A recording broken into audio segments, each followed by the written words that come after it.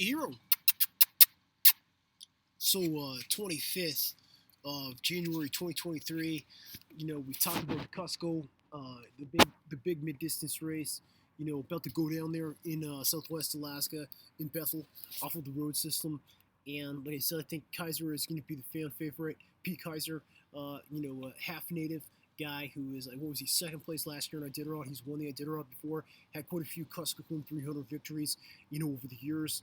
And, originally got his dogs start. I think his family had some dogs. He had some dogs from Ed Eden as well as Jeff King. Good bloodlines, good foundational, start with his dogs. And obviously, it's going to be pretty stiff competition there, in terms of who he's facing up against. Who he's not facing up against is the top two guys in the Copper Basin.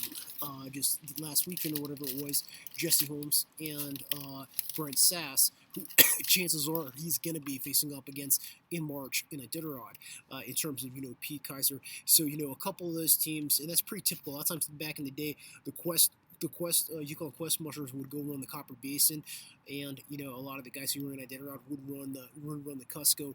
A lot of those European Canadians out of Whitehorse would always be going to the Copper Basin. It's not as logistically difficult as to get to Bethel, and in terms of the hills and the cold temperatures, it's similar to the type of terrain and trail conditions that a lot of times you would see out there on the Yukon Quest. And whereas the Kusko is a very flat race, very cold as well, but it's a river race, not in the mountains and not in the interior, there. So some things to think about on that one, as we're gearing up for the beginning of the, I think it's 30 plus years it's been going on there in terms of the K300 in Bethel.